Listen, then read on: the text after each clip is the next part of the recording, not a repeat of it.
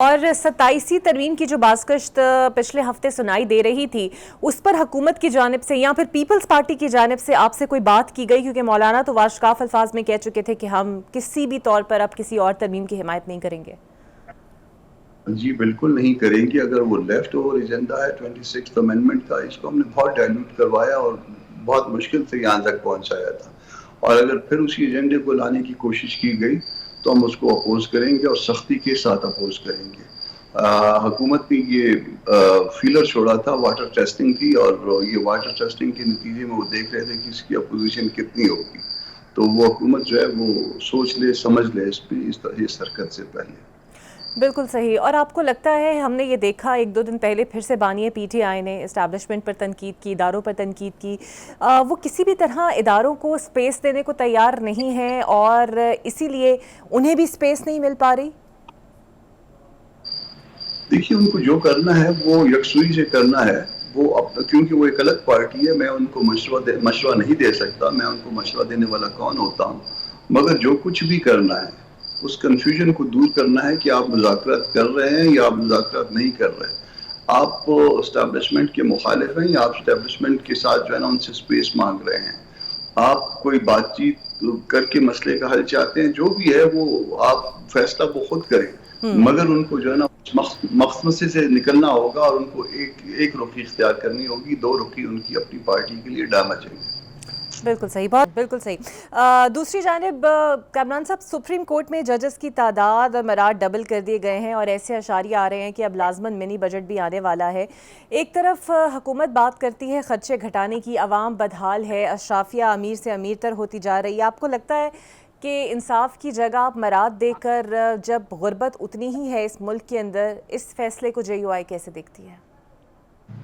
اس فیصلے کو جے یو آئی رد کرتی ہے۔ اس میں نہ صرف یہ تنخواہیں آپ نے دیکھا، تنخواہیں نہیں، مطلب انڈائریکٹ، مطلب وہ اس میں وہ گراس اس میں شامل ہو جاتا ہے، جو کچھ بھی ہے بینیفٹ، وہ میرا خیال ہے ججز کا 20 لاکھ سے بھی کراس کر گیا ہے، اور اب اسی طرح کی حرکت جو ہے وہ ممبران پارلیمنٹ کے حوالے سے بھی کرنے کی کوشش کی جا رہی ہے، بلکہ ایک اٹیمپٹ ہو چکی ہے اور آگے یہ اٹیمپٹ کرنے کی کوشش کی جا رہی ہے۔ تو یہ جہاں پہ لوگ بھوک سے مر رہے ہوں، لوگوں کو صاف پانی پینے کا میسر نہ ہو، وہاں اس طرح کی مراد دینا اور اشرافیہ کی اس کلاس کو مضبوط تر کرتے جانا، اس کی ہم مذمت کرتے ہیں اور اس کو مسترد کرتے ہیں۔ بالکل صحیح سر۔ 26ویں آئینی ترمیم کا آپ مستقبل کیا دیکھتے ہیں؟ کیونکہ اب 8 درخواستیں اور شکایات آ چکی ہیں، اور کیا یہ اخلاقی طور پر درست ہوگا کہ یہ ترمیم کے بطن سے جو آئینی بینچ کا وجود آیا ہے انہی کے سامنے یہ درخواستیں جائیں گی؟ بالکل نہیں۔ وجہ یہ ہے کہ اس بینچ کی ماں اگر کہیں تو وہ یہی 26ویں آئینی ترمیم ہے، اور وہ بچے یا بچوں کے سامنے جو ہے وہ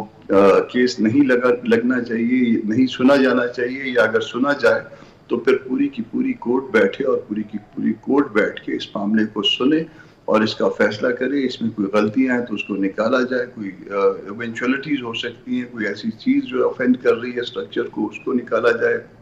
کوئی میلا فائڈی ہے، کوئی پرسن اسپیسیفک باتیں ہیں، اس کے اوپر جو ہے نا غور کیا جائے۔ بالکل صحیح۔ دوسری جانب ٹرمپ کے صدر بننے سے اب ملکی سیاست پر کچھ اثرات تبدیل ہوتے ہوئے دیکھ رہے ہیں، اور وہ جو یہ بیانیہ تھا کہ ٹرمپ آئیں گے تو بانی پی ٹی آئی باہر ہو جائیں گے، ڈائریکٹلی یا انڈائریکٹلی فرض کر لیتے ہیں، کیا امریکہ ہمیں اس بات کے لیے پریشرائز کر سکتا ہے، اور کیا ہم انکار انہیں کر سکتے ہیں جب بانی پی ٹی آئی کی بات ہو تو؟ یہ صرف فرض کی جا سکتی ہے، بات رومانس اس حد تک نہیں ہوا کرتا ملکوں کا۔ ہم نے بھٹو صاحب کی پھانسی بھی دیکھی ہے جو کہ غلط تھی، اور اس میں بہت سے ملکوں کی اپیلیں اور انہوں نے مداخلت کرنے کی آپ کو کوشش کہہ سکتے ہیں کی، مگر اس کے باوجود بھی جنرل ضیاء الحق نے جو کرنا تھا وہ کر گئے۔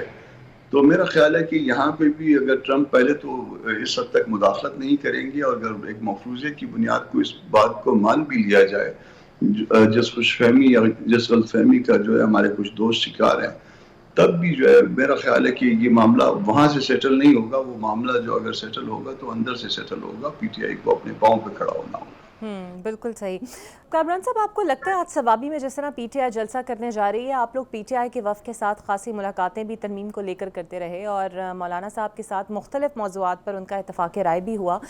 लेकिन आपको लगता है सवाबी में आज जलसे के बाद कोई ऐसी तहरीक हो सकती है जो कि हुकूमत पर प्रेशर डाल सके या फिर हुकूमत मुश्किल में आ सके ऐसी तहरीक के नतीजे में? देखिए, या तो आप किसी के साथ चलते हैं या किसी के साथ नहीं चलते। ये दरमियानी राह जो होती है कि साथ भी चलें और साथ ना भी चलें, इससे जो है ना वो कन्फ्यूजन बढ़ता है। और इस वक्त पीटीआई की सूरत हाल मेरा ख्याल है कि बैन बैन है, वो साथ भी चल रही है और साथ नहीं भी चल रही। कहीं पे उनकी बातचीत भी किसी कारण पे हो जाती है और कहीं पे किसी कारण पे अपोजिशन भी है। तो उनको पहले फैसला करना होगा कि उन्होंने करना क्या है। बिल्कुल सही।